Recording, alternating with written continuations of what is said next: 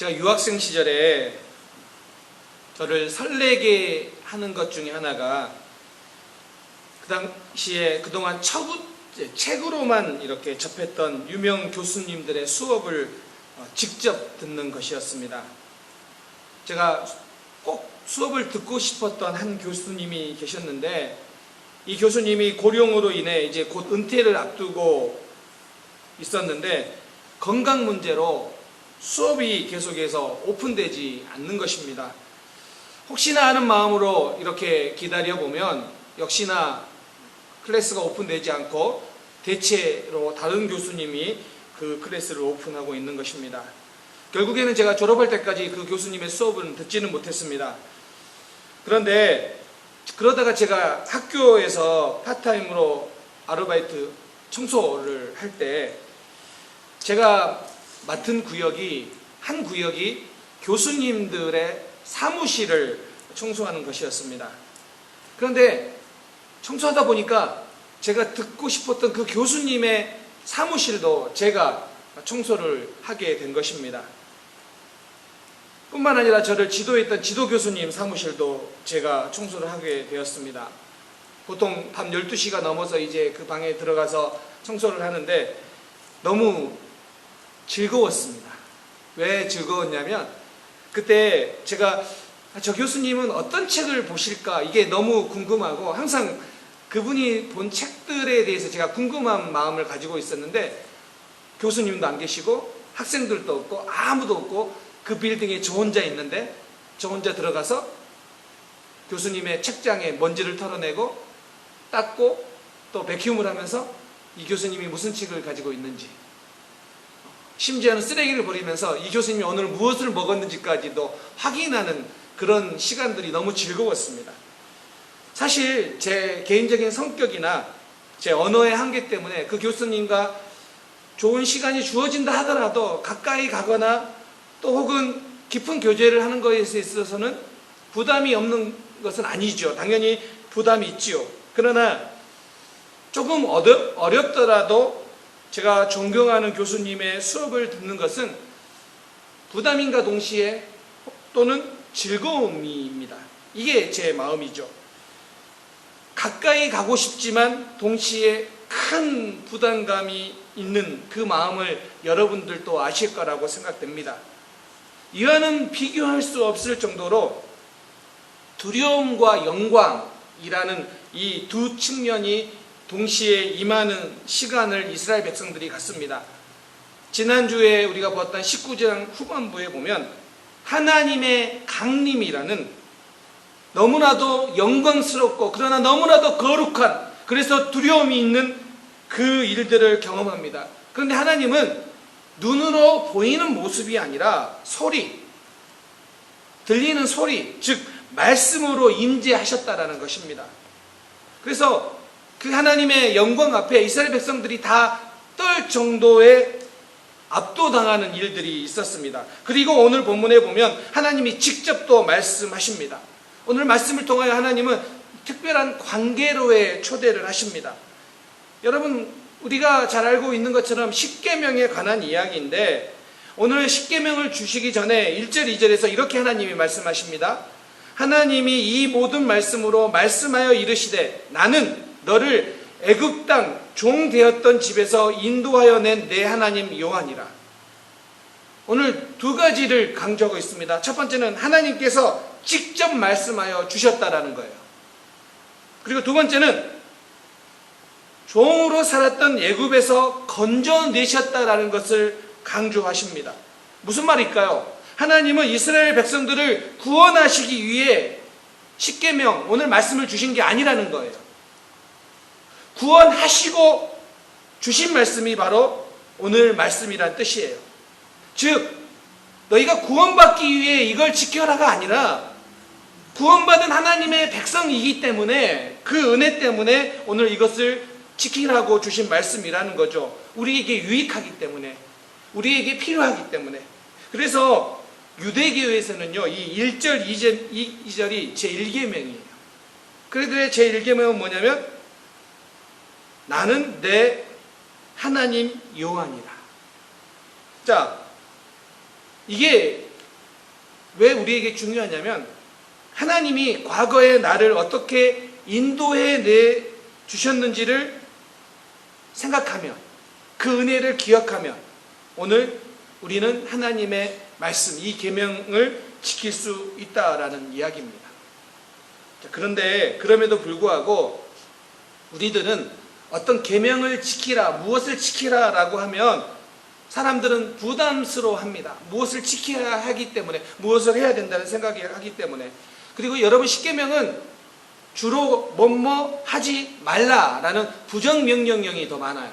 그래서 사람들은 뭐뭇을 하지 말라라는 그 부정적인 명령이기 때문에 나를 제한한다는 느낌이 들어서 또 부담된다라고 말하는 사람들도 있습니다. 그래서 이런 말을 하는 사람이 있습니다. 십계명을 잘 지키든지 혹은 11계명을 잘 지켜라. 그래서 11계명을 만들어냈죠. 10계명을 못 지키면 11계명 들키지는 마라. 그래서 잘 지키든지 못 지키면 들키지나 말든지 이 두 가지를 하면 된다라고 생각을 하는데, 그래서 또 그랬더니 또 12계명을 만들어냈어요. 사람들이 12계명, 12계명 들키더라도 우리 교회 교인들에게는 들키지 말라. 여러분, 뭐 농담이지만 이렇게 사람들이 무엇을 지켜야 된다라고 하니까 부담스러워 하는데, 왜 이렇게 부담스러워 하는데도 불구하고 하나님은 십계명을 주셨을까요? 이 십계명은 하나님이 은혜 주셨기 때문에 무엇을 갚으라고 우리에게 주신 게 절대 아닙니다. 하나님의 은혜는요 무조건적이에요. 무엇을 갚으라고 주신 게 아니에요. 그런데 오늘 십계명을 주신 것은 하나님의 사랑의 연장이라는 사실을 여러분 기억해야 됩니다. 왜 이게 사랑입니까? 하나님은 자기 형상대로 사람을 창조하셨습니다. 그런데 이 십계명 안에는 하나님의 어떠하심의 한 측면을 표현하고 있다라는 거예요. 그래서 이 계명에 순종할 때 우리는 하나님의 형상을 지닌 존재로서 우리가 누구인가를 드러낼 수 있고 또 참된 자유를 누릴 수 있는 게 바로 이 계명이에요. 그래서 우리에게 주신 거예요. 자, 그런데 오늘 특별히 오늘 본문 말씀 1계명, 2계명을 중심으로 우상 숭배에 대해서 오늘 이야기를 해보려고 합니다. 여러분, 우상 숭배 그러면 여기 계신 대부분의 분들이 나랑은 상관이 없다라고 생각을 하실 거예요. 왜냐하면 내가 무슨 우상을 섬기는 사람도 아니고, 게다가 우리는 하나님을 믿는다고 이야기하기 때문에 교회까지 나왔어요. 그런데 그런 우리에게 무슨 우상 숭배, 이렇게 생각할 것입니다. 근데 팀 켈러 목사님의 책을 보면 이런 말이 있어요. 인간의 마음은 우상 공장이다. 우리 인간의 마음은 우상을 만들어내는 공장이라고 표현을 합니다. 그런데 이것을 이렇게 적용해 볼 수 있습니다. 골로새서 3장 5절에 보면 바울이 이렇게 말합니다. 탐심은 우상 숭배다. 여러분, 탐심이라는 그 마음은 우상 숭배라고 이야기했습니다. 한번 묻고 싶습니다. 여러분 가운데 탐심의 마음이 있습니까? 돈을 사랑하는, 음식을 사랑하는, 사람들의 인정을 사랑하는, 갈구하는 그런 마음들, 그게 지나친 마음들. 그런데 그게 우상 숭배라고 이야기를 합니다. 오히려 여러분, 예수님께서 성경을 보면 예수님께서 성적 범죄보다는 탐심에 대해 더 많이 경고하고 있다는 거예요. 그런데 왜 우리가 나는 탐심에 별로 크게 상관이 없는 사람이라고 생각하냐면, 탐심은요 꼭꼭 숨어 있기 때문이에요. 잘 드러나지가 않아요. 여기 계신 분들 보면 여러분의 무슨 탐심이요 이렇게 생각할 만큼 잘 드러나지 않아요. 그런데 예수님께서 누가복음 12장 15절에서 이렇게 말씀하십니다. 삼가 모든 탐심을 물리치라. 사람의 생명이 그 소유에 넉넉한 데 있지 아니하니라. 예수님께서 누가복음 11장 12장에서 통하여 이렇게 말씀하세요. 탐심을 물리치라고 이야기하는데 재물 때문에 염려하지 말라고 하세요. 그러니까 예수님께서 말씀하신 탐심이란 무엇이냐면 돈을 사랑하는 마음, 그것만 탐심이 아니라 돈에 대해서 과도하게 염려하는 마음도 탐심에서 나온다라는 거예요. 그렇기 때문에 오늘 우리는 내 내면에 탐심이 숨어 있는 사람들이라고 인정하지 않을 수가 없어요. 우리 모두는 때로는 돈이 필요하기 때문에 그걸 사랑하기도 하지만 반대로 돈이 없기 때문에 때로는 너무 염려하기도 한다라는 거죠. 그런데 예수님께서 분명히 우리에게 말씀하셨죠. 하나님과 재물을 겸하여 섬기지 못한다. 근데 여러분 여기서 한번 잘 생각해 보세요. 재물을 섬기다라는 말을 쓰고 있다라는 거예요. 우리는 하나님을 섬기다라는 말을 쓴 것은 인정이 되는데 하나님과 재물을 겸하여 섬기다 이렇게 말을 한다라는 거예요. 근데 이 섬기다라는 말이 단어가 무엇이냐면 헬라어로 둘루오인데요. 이게 종이라는 둘로스와 같은 어근이에요. 그러니까 무슨 이야기입니까? 재물을 어떤 사람은 왕에게 서약을 하고 엄숙히 서약하는 모습으로 섬긴다라는 말을 하고 있다라는 거예요. 돈에는 그런 힘이 있어요. 돈에는 신처럼 섬기려는 그런 마음, 그런 힘이 그곳에 있기 때문에 사람들은 그렇게 우리의 마음속에 드러나지 않지만 자기는 알아요. 그러나 끊임없이 탐욕의 그 모습이 드러나고 있고 그 탐욕 때문에 우리는 우상을 만들어내는 일들이 빈번하게 일어나고 있다는 거예요. 그래서 우리의 마음은, 인간의 마음은 우상 공장이다. 이 말이 맞는 말이에요. 그런데 오늘 본문을 통해서 하나님께서 우리에게 말씀을 주시는데 우상을 만들지 마라라고 말씀을 하시면서 십계명을 쭉 읽어보면 좀 특이한 점이 하나가 있어요. 다른 계명에서는 발견되지 않고 두 번째 계명에서만 발견되는 게 있는데 두 번째 계명을 좀 길게 사용하면서 말하면서 그 이유를 설명을 해요. 이 두 번째 계명에서만 우상을 만들지 말라라고 이야기하면서 왜 그러신지에 대한 이유를 설명을 해요. 한번 들어보세요. 4절 너를 위하여 새긴 우상을 만들지 말고 또 위로 하늘에 있는 것이나 아래로 땅에 있는 것이나 땅 아래 물속에 있는 것에 어떤 형상도 만들지 말며 그것들에게 절하지 말며 그것들을 섬기지 말라. 자, 이유입니다. 설명 이유입니다. 나 내 하나님 여호와는 질투하는 하나님인즉 나를 미워하는 자의 죄를 갚되 아버지로부터 아들에게로 3, 4대까지 이르게 하거니와 나를 사랑하고 내 계명을 지키는 자에게는 1000대까지 은혜를 베푸십니다.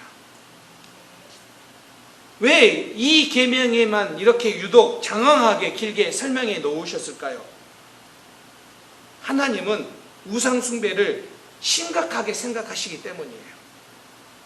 그렇기 때문에 오늘 우리는 우상 숭배와 관련돼서 제가 두 가지를 좀 알아야 될 것을 나누기를 원합니다. 첫 번째는 우상 숭배는 그 본질적인 것은 잘못된 자기 사랑이라는 거예요.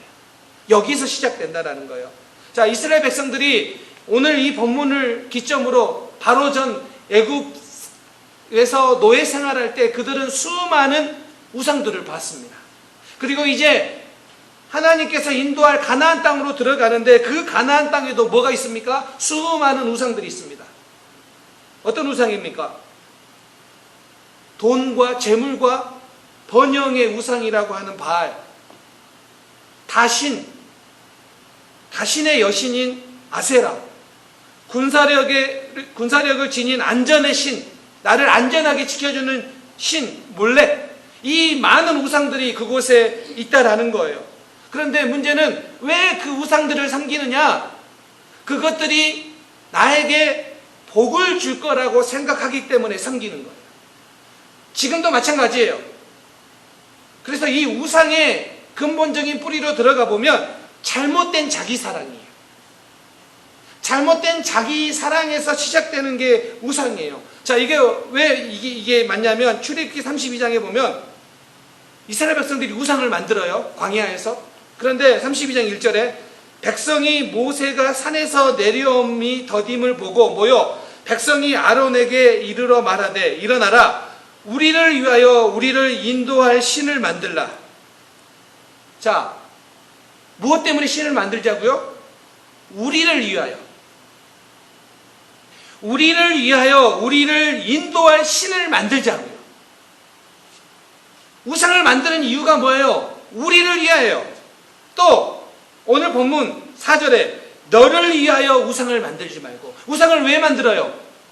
자기 자신이에요. 우상이 있기 때문에 우상을 찾아가는 게 아니라 나를 위하여 우상을 만들어요. 그래서 우상을 섬겨요. 이게 근본적인 우상의 출발이라는 거예요. 여러분 구약을 보세요. 구약에 많은 선지자들이 무엇과 싸웠습니까? 우상 숭배와 싸운 거예요. 그만큼 사람들은 우상을 만들어내고 선지자들은 그 우상을 섬기는 거에 대해서 경고하고 외쳤던 거예요. 잘못된 자기 사랑이 헛된 우상을 만들어낸다라는 거예요. 오늘 본문에서도 3절에 나 외 다른 신을 내게 두지 말라. 이 첫 번째 계명. 여기에서 나 외라는 이 히브리어 단어가 뭐냐면 알파나이예요. 자, 여기에서 파나이는 얼굴이에요.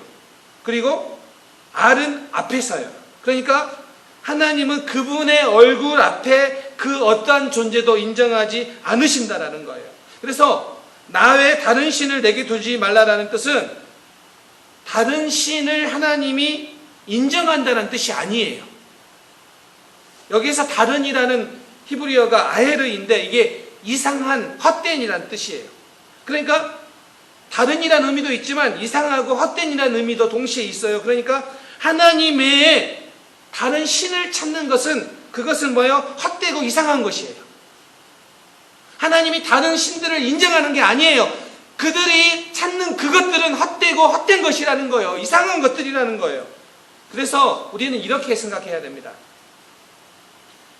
하나님을 대신하는 그 자리에 세워진 모든 것은 우상이 되고 가짜 신이 된다. 그런데 여러분, 하나님 자리에 대신하려고 하는 그것들은 우리가 너무 사랑하는 것들이 된다는 거예요. 아니, 우리가 너무 사랑하는 것들이라는 거예요. 한 예를 들어볼까요? 창세기 22장에 보면 하나님께서 아브라함에게 이삭을 바치라고 하는 사건입니다. 우리가 잘 알고 있는 사건이죠. 그런데 그 22장 2절에 보면 내 아들, 내 사랑하는 독자 이삭이라고 부릅니다. 여러분, 하나님이 아브라함에게 내 아들 이삭 이렇게 말해야 되는데 보편적으로 이렇게 말하는 게 편한데 성경에는 내 아들, 내 사랑하는 독자라고 표현을 합니다. 이게 조금 이상한 거예요. 왜 이상할까요? 이삭은 우리가 알고 있는 것처럼 100세에 얻은 귀한 아들이에요.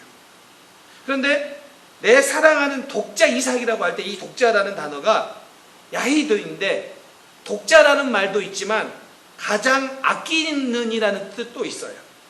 그리고 내 사랑하는, 이 사랑하는에 해당하는 히브리어가 아하부인데 이게 단순히 좋아하는 뜻 그 이상으로 바라고 갈구하다라는 의미도 포함되어 있어요. 그러니까 여기에서 지금 내 아들, 내 사랑하는 독자라는 이 말은 아브라함이 이삭을 향한 그 애정이 어느 선을 넘어가고 있는 것을 표현하고 있다라고 보여집니다. 그러니까 지금 하나님께서 아브라함에게 이삭을 바치라고 하는 이 사건은 지금 아브라함의 삶의 중심이 어디에 있는지를 체크하고 있는 거예요. 하나님이 이삭이 바쳐지는 게 어떤 즐거워서 그걸 바래서가 아니에요. 지금 아브라함의 삶의 중심에 무엇이 있는지 그걸 점검하고 체크하는 거예요. 여러분 보세요. 100세에 낳은 아들, 하나님이 약속했는데 정말 어렵게 얻은 그 아들이에요. 그런데 그 아들을 사랑하면 안 되는 것, 그게 아니에요. 아들을 사랑하는 게 맞아요. 그런데 그 사랑의 대상이 어느 순간 가짜 신으로 만드는 자리로 가서는 안 된다는 거예요. 자녀가 너무 사랑하는 대상인데 어느 순간 하나님이 있어야 될 그 자리에 거기에 있으면 우리는 그 자녀를 우상숭배 같은 사랑으로, 변질된 사랑으로 사랑하게 된다는 거예요.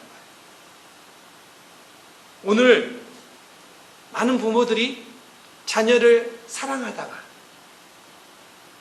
자녀를 너무 사랑하다가 어느 순간 변질된 사랑으로 사랑하고 있는 모습이 너무 많지 않습니까? 간혹 아내가 이렇게 금쪽이 이야기를 해요. 그래서 저도 그 금쪽이 이야기하면 저도 봐요. 근데 금쪽이 보다가 너무 안타까워요. 자녀를 너무 사랑하는데 잘못 사랑해서 어느 순간 그 아이에게 유익한 게 아니라 그 아이에게 안 좋은 것들을 보여주고 안 좋은 사랑을 전해주는 것. 여러분, 오늘날 우리가 너무 사랑하는 것, 그것을 우리는 가짜 신으로 만들 수 있는 그런 우상 공장과 같은 게 인간의 마음이라는 거예요. 그러니 여러분, 자녀도 그런데 다른 것들은요? 자녀만 그럴까요? 아니에요. 우리는 돈을 필요로 해서 돈을 좋아해요. 그런데 돈을 좋아하다가 어느 순간 그 돈이, 너무 돈을 사랑해서 그 돈이 우리의 신이 돼요. 우상이 돼요. 우리는 성공을 좋아해요. 그래서 성공을 위해 열심히 달려가요. 그렇게 열심히 달려가다가 어느 순간 그 성공이 우리의 우상 숭배의 자리에 가게 된다는 거예요. 사랑은요, 사람들의 인정은요. 어떤 목사님께서 이런 간증을 한 걸 들었어요. 목사님이 사람의 인정을 받기 위해 엄청 열심히 살다가 공황장애에 걸렸대요. 이게 인간의 모습 아닙니까? 여러분, 사람들에게 인정받으려고요. 저도 마찬가지 아니겠습니까? 저도 이 목사님 훌륭한 목사님이다, 이렇게 인정받고 싶은 욕구가 제 안에 왜 없어요? 그런데 그게 어느 순간 내 마음의 중심에 자리 잡아버리면 저는 뭘 섬기고 있는 거예요? 인정받기 위한 우상을 섬기고 있는 거예요. 제가 설교를 하면 사실 늘 그런 부담감이 있어요. 특별히 오늘 설교가 좀 그랬어요.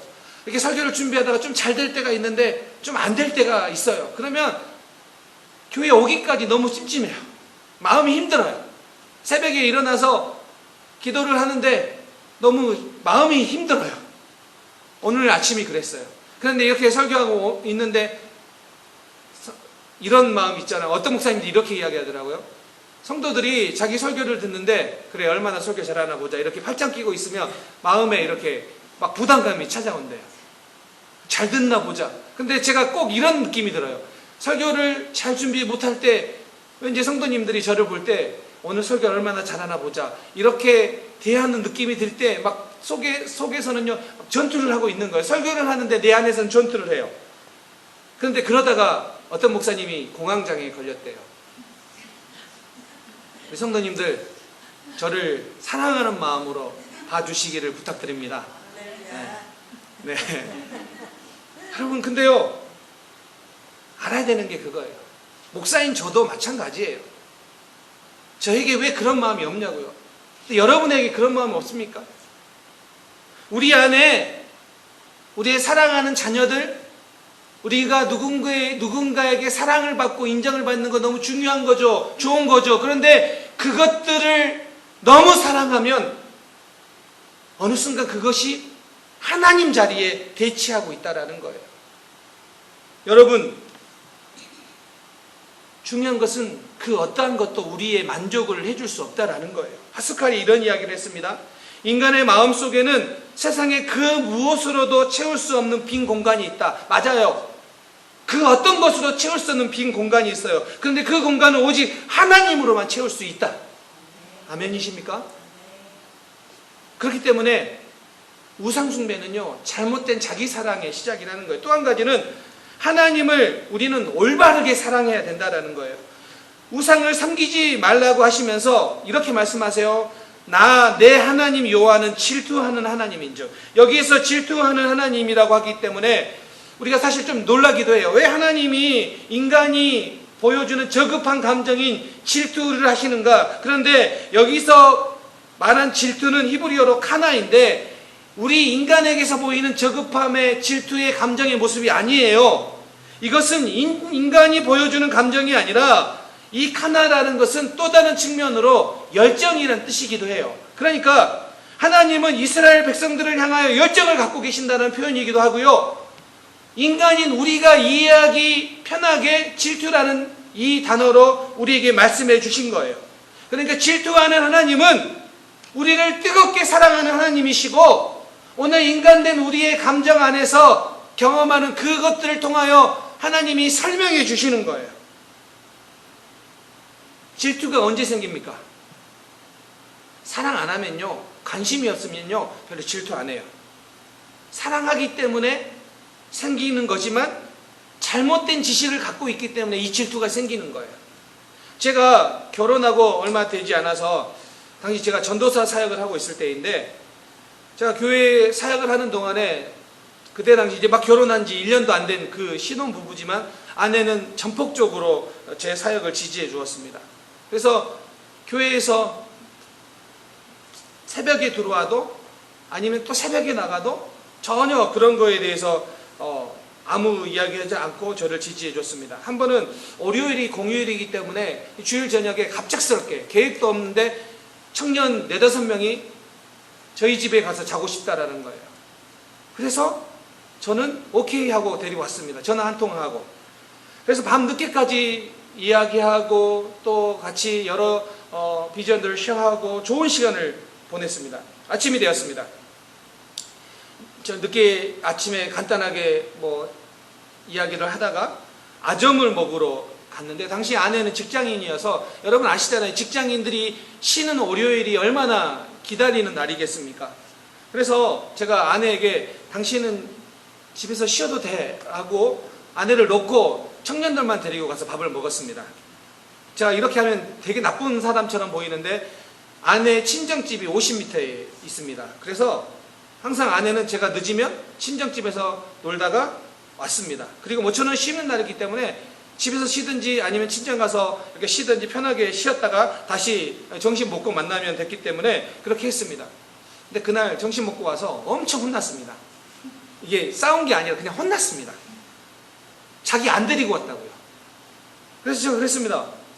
아니, 당신이 쉬는 날 내가 데리고 가는 게 방해 아니냐고. 당신이 쉬는 날 청년들하고 같이 나가가지고 밥 먹는 게 즐거운 일이겠냐고. 근데 지금도 가끔 그 이야기를 해요. 근데 제가 이렇게 생각했습니다. 안 데리고 가는 게 잘해주는 거라 생각했는데 아내는 아니라는 거예요.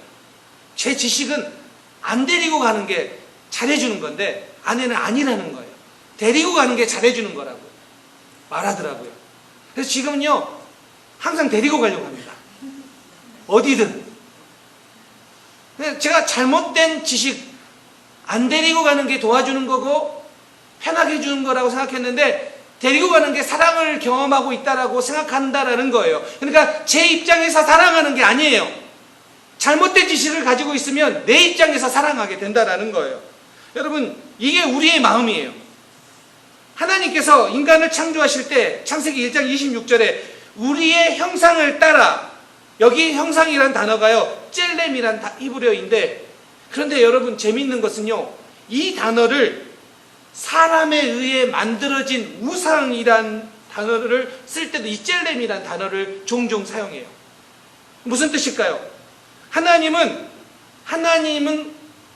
우리를 하나님의 형상대로 만들어서 우리를 통하여 하나님을 드러내라고 우리를 만들으셨는데, 그런데 그런 우리가 하나님의 형상대로 지음받은 이 존귀한 가치를 깎아내리고 잘못된 사랑으로 만들어낸 우상이 뭐라고요? 찔렘이 되는 거예요. 그래서 이 세상은 이렇게 말할 수 있습니다. 인간을 만든 신이 있고 인간이 만들어낸 신이 있다라는 거예요.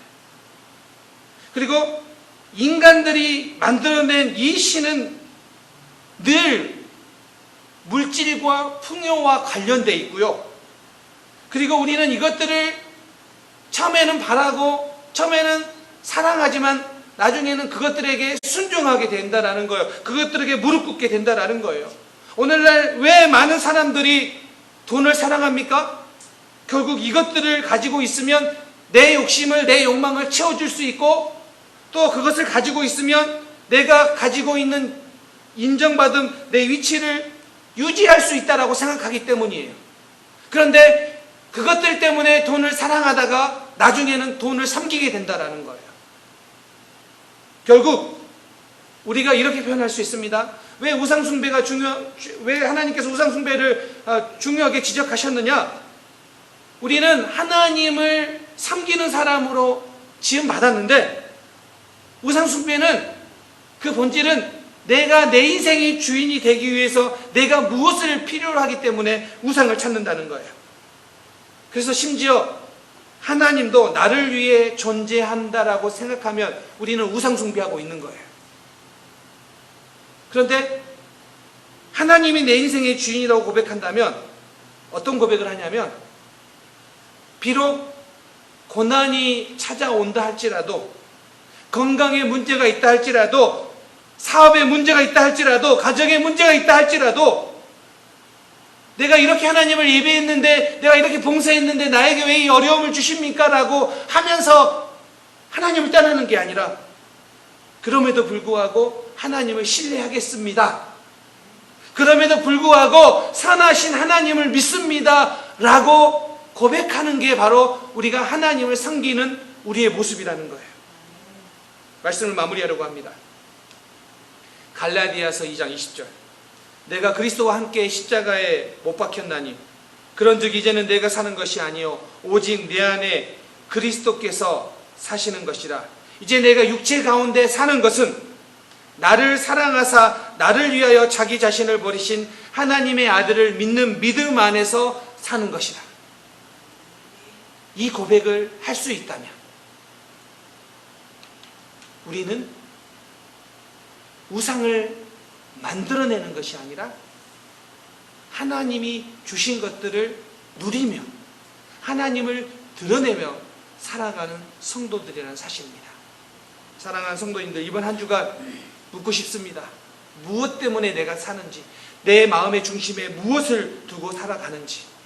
하나님이 아닌 다른 것들은 결국은 나를 지배하고 나를 묶는 새살이됨을 생각하면서 이번 한 주간 하나님 말씀대로 하나님을 붙잡고 살아가는 성도님 되시기를 주님의 이름으로 축원합니다. 아멘.